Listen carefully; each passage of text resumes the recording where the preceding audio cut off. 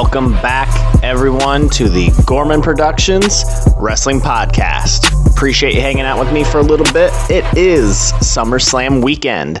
We're going to be wrapping up SummerSlam at the end of Sunday. And what does that mean? All that's left to talk about is WrestleMania.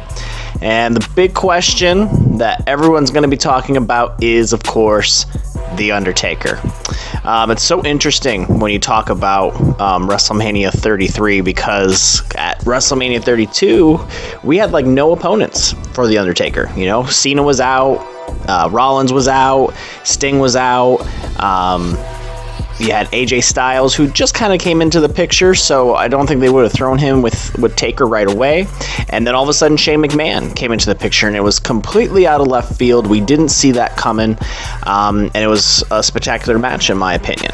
So what's next for Taker? And it's so interesting when you think about the landscape now with the draft and the two different brands and a multitude of superstars who I feel all of a sudden 1 year later are right up to that level where you could put Taker up against one of them. Last year, I don't think you could. Last year, I think you needed that superstar status that McMahon or that Shane O'Mac brought to the table that maybe some of these guys didn't. But now I feel like we have a list of guys represented here that could easily be put into the picture. So let's roll through some of them. I'll give you my opinions on what is possible and what is probable. Big difference there.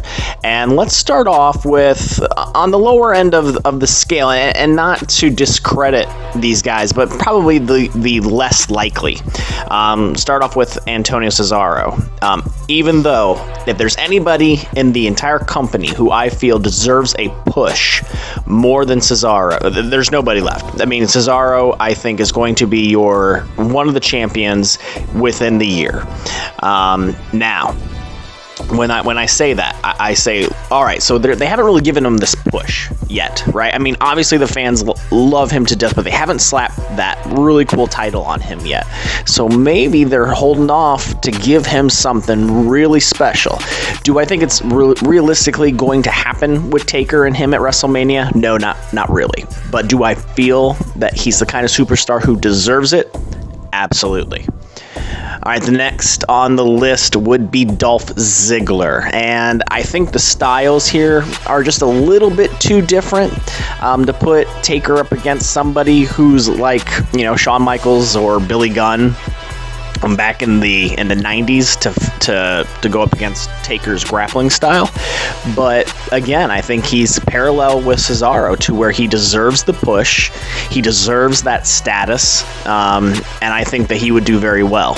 And again, I don't realistically think that they'll put Ziggler with Taker. I'm just saying that a year ago, I wouldn't have even put him on the list, and I think he's more than proven himself worthy of a shot like this coming up for this next WrestleMania, and we'll definitely see what happens when SummerSlam wraps up. All right, now we get into a little bit more of the possible. And I'm putting Kevin Owens at the beginning of this list because normally I probably wouldn't have said, all right, I don't think Kevin Owens is going to be, has the chops yet to take on Taker at WrestleMania. But let's all remember that Kevin Owens got a win over Cena, his first match on Raw. And now that was very much, probably more of Cena's doing than anybody else. John could have said, no, absolutely, I'll give him a good match, but he's not going to get the win on me. But he gave him the W. And I think, especially storyline-wise, you have a guy who's very similar to Stone Cold in the sense that, Stone Cold, they were pushing him as a heel.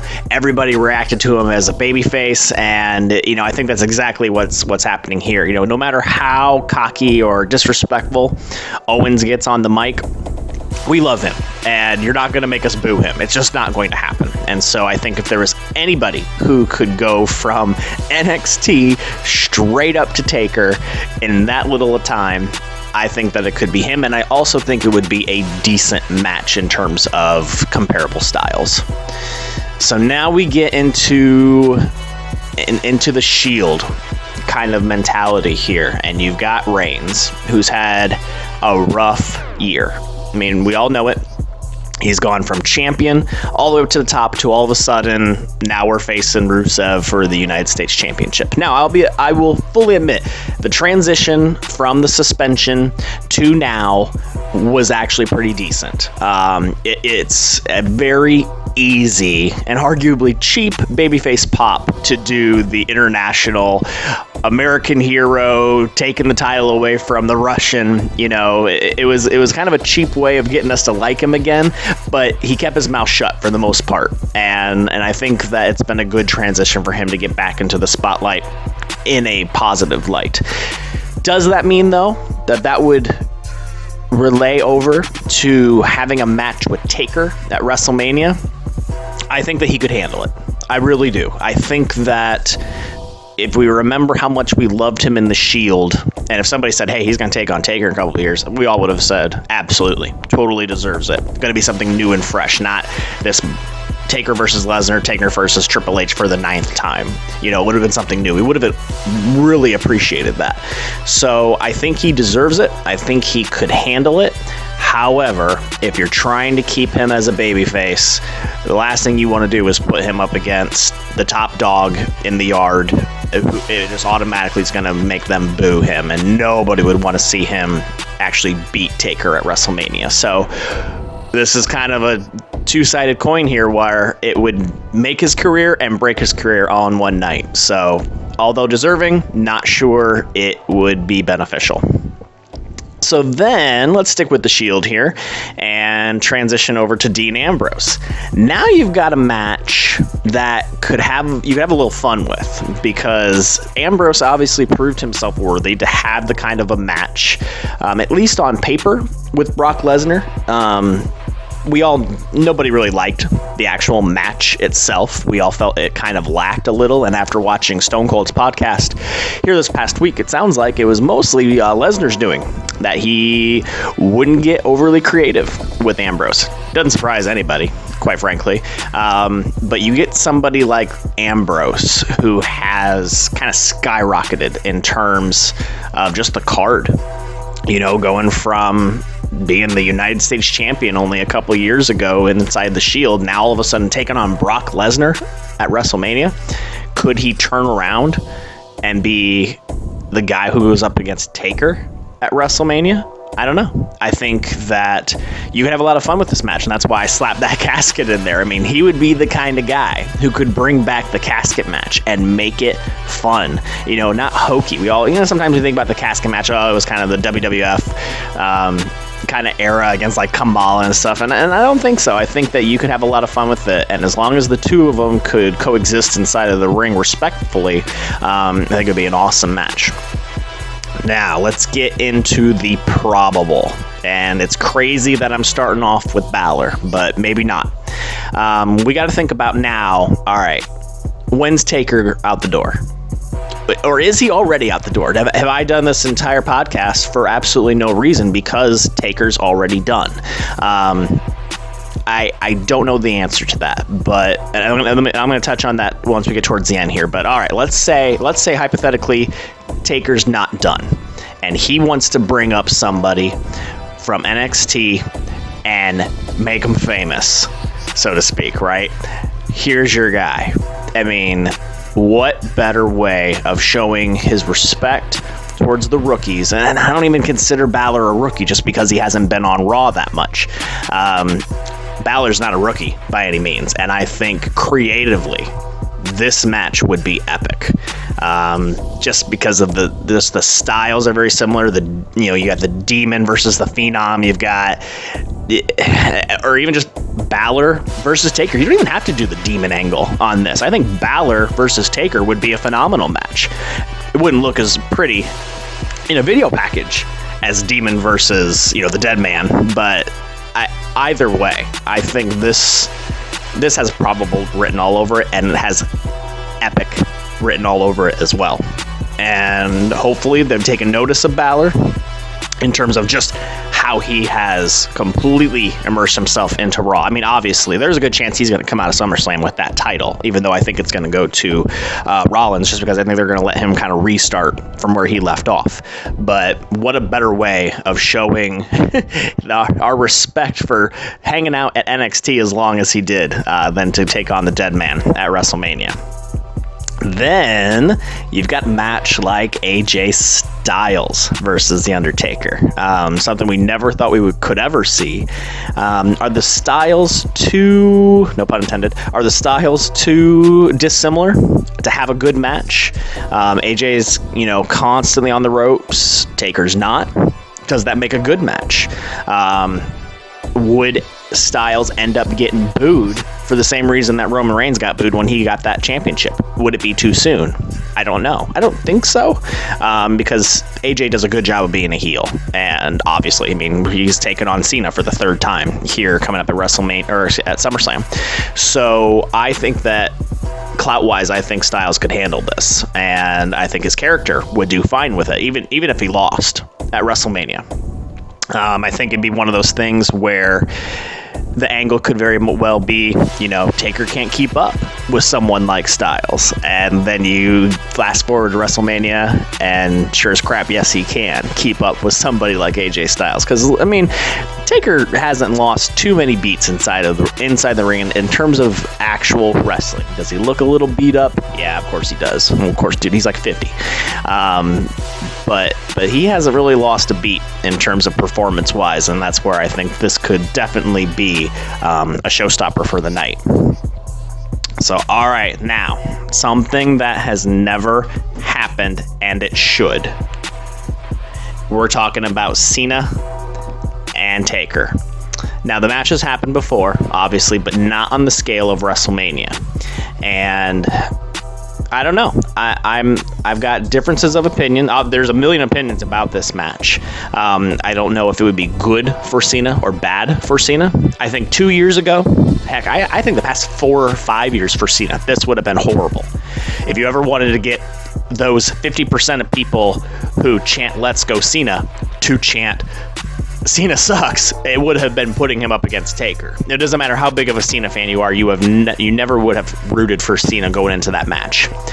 All of a sudden, there's been a small shift to where people are maybe kind of tired of chanting "Cena sucks," and they realize with this brand split, we kind of need him. It'd be kind of hard to do the show without him. You put him against somebody like Styles, and you're going to get the differences of opinion. Obviously, you're going to have one side versus the other, but I'll be the first one to admit I chanted "Cena sucks" for the longest time, but now I don't want him to go away. We need him, and I think that now, if there was a year to do it, this is the year to put Cena versus Taker. I think they'd have a phenomenal match. I think it would be outstanding in-ring performance, and I think it would be one of those. Man, I think it would be like the equivalent of The Rock versus Hollywood Hogan. Just a long, very star-studded build-up. And, man, if there was somebody that maybe Taker could officially retire on, Cena could be your guy. All right, now we're going into what I honestly think is going to happen. And I'll just go ahead and throw this out as my prediction, is that if there is a WrestleMania match for Taker at 33, it'll be against Rollins. I think storyline, it makes sense. I think in-ring ability, it makes sense. I think his reputation.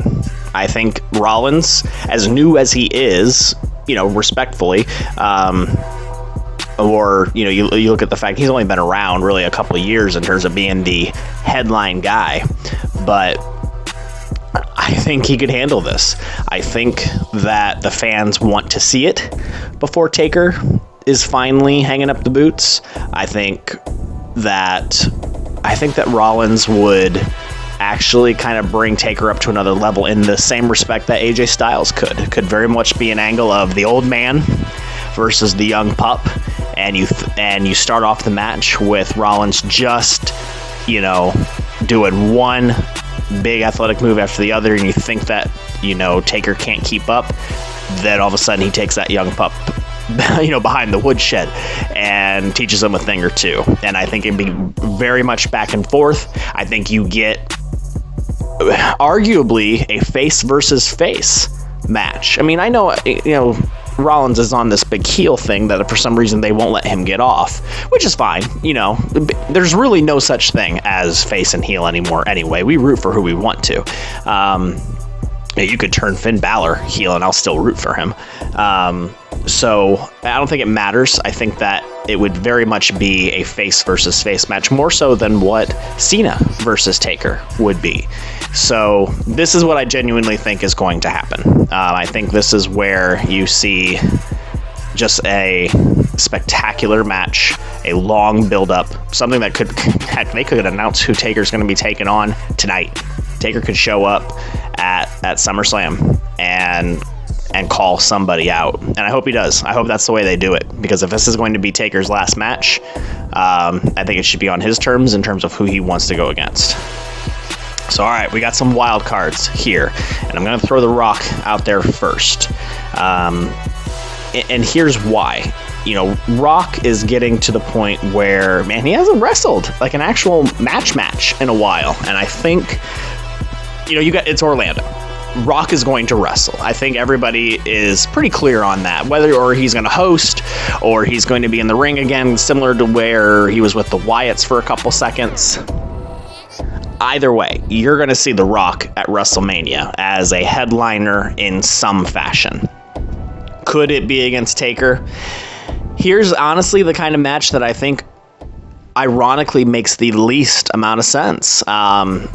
On paper, absolutely. And, if Taker maybe has chosen his final competitor, somebody who he grew up with essentially in the Attitude Era, yeah, Rock makes sense on paper. Absolutely. Storyline, no problem. But they just look so different. And, Rock's so much younger than him. And then it's so funny to say that, when I'm saying that Rollins has a chance and Balor has a chance and all these young pups have a chance against Taker, and yet The Rock doesn't, even though he totally grew up with Taker in the Attitude Era. But let's all admit, Rock is a chiseled, specimen, and I don't know that the styles would actually make sense. I think that anybody who said you got Rock versus Undertaker at WrestleMania, it's like, well, Rock's gonna kick his ass. And I think there's a difference. All right, so you take the hypothetical Taker versus Rollins, and you've got the high flying, he's all over the place, he's cocky, and then Taker takes him to the woodshed, right? Taker's not taking The Rock to the woodshed. Nobody takes The Rock to the woodshed, especially just his personality wise. So I think this becomes a hard match to see inside the ring just because they're just two completely different styles. But maybe I'm wrong. Taker versus Lesnar made total sense. So I think everybody's speculating that's going to be Rock and Lesnar, or Rock versus Brock at 33. So it's definitely a possibility. I'd still pay money to see it. But it's definitely one of those wild cards. And then, all right, let's talk about it. We got the biggest wild card of all. Sting makes his announcement that he's retired, and we all just deflate in our seats.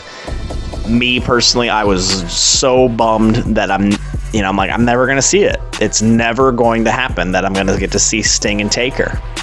And up until I saw the, not the podcast, but the interview with JBL and Steve Borden about Taker, Sting kind of had that glimmer in his eye to where he was trying not to break character a little bit, that he genuinely wants the match with Taker. There's a million politics, I'm sure, that goes behind this, especially with who's coming out on top, because I feel so bad for Sting that he hasn't got a win.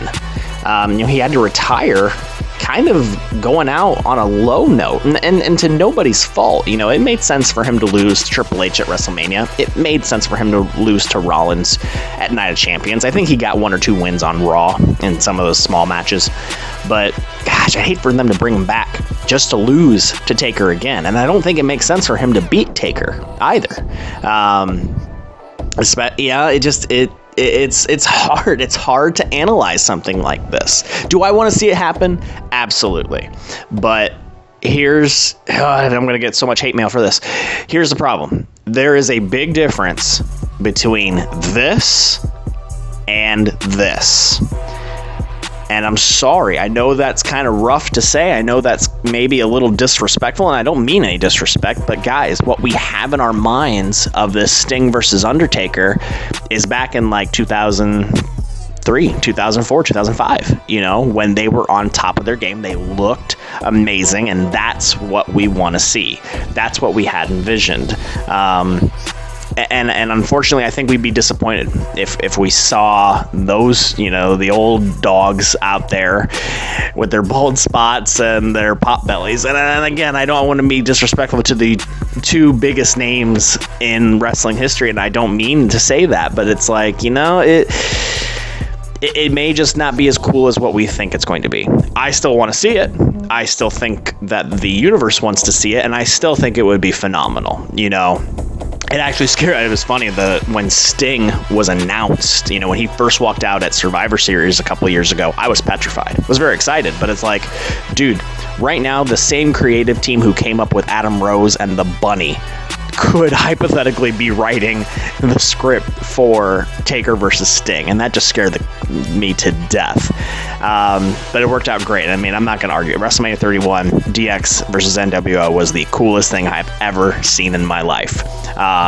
Second to none. And I will include that with Taker versus Sting, unless we actually see it. So, time is the only thing that's going to tell. I would still pay money for it. You know, heck, I'd pay money to see it 5 years from now. So all right, folks. Thank you so much for hanging out with me. I'd love to hear your input. My opinion is only one. I want to hear your comments. I want to see your likes. Check me out on Facebook, YouTube here, obviously, and Twitter. And have a good SummerSlam, and I will talk to you soon.